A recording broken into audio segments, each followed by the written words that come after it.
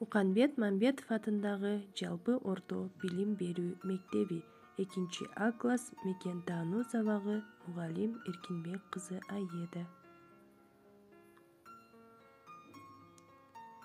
Саламатсыңарбы, кымбаттуу окуучулар?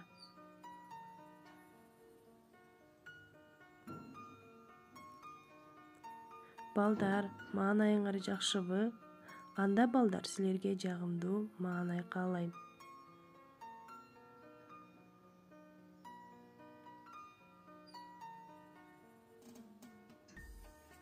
Андан кийин балдар биз алтын эреже кабыл алабыз. Башкага көңүл бурбайбыз, алаксыбайбыз, улуулардан жардам сурабай өзүбүз аткарабыз. Бүгүнкү өтө турчу сабагыбыздын темасы балдар ат адамдын канаты. Сабактын максаты. Окуучулар ат жана ат жабдыктары боюнча маалымат аласыңар, ой жүгүртүүңөр, көңүл бурууңар, таанып билүүңөр калыптанат. Жаныбарларга, өсүмдүктөргө аяр мамиле жасоого тарбияланасыңар. Эмне үчүн адамдар ат багышат? Аны кантип багышат? Сен миндиң беле? Балдар, бул суроолорго жооп беребиз. Атты минсең жолуң арбыйт, жүк артсаң унаа, бээси кулун тууп, саасаң сүт берет.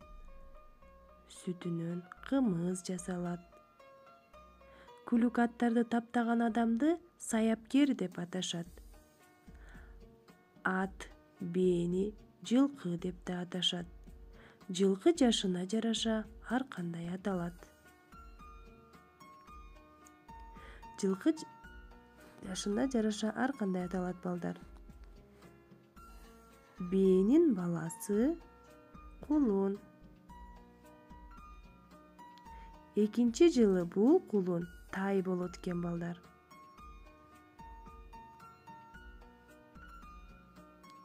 Ал эми үчүнчү жылы тай кунан болот экен. Ал эми төртүнчү жылы бул кунан бышты болот экен. Ал эми бешинчи жылы бышты асый болот экен. Көрдүңөрбү балдар, жылкы жашына жараша ар кандай болуп аталат экен. Сүрөттөн ат жабдыктары эмнеден тураарын ирет боюнча атап, аларды атап айтып бер. Балдар, сүрөт боюнча ат жабдыктар эмнеден тураарын айтып, аларды атап беребиз. Биринчи бул ээр балдар. Муну балдар биз ээр дейт экенбиз. Бул үзөңгү. Ал эми бул басмайыл. Ал эми бул көрпөчө балдар. Камчы. Көмөлдүрүк.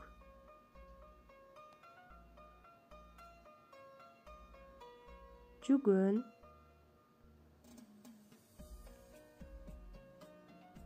Ал эми бул куюшкан балдар. Эми балдар, сабагыбызды бушуктайбыз. Бушуктоо үчүн төмөнкү суроолорго жооп беребиз. Ат бизге эмне үчүн керек? Жылкы жашына жараша канчага бөлүнөт? Бээнин сүтүнөн эмне жасалат? Күлүк аттарды таптаган адамды ким дейбиз? Балдар, ар бир суроого жообун издеп таап, жообун айтасыңар балдар.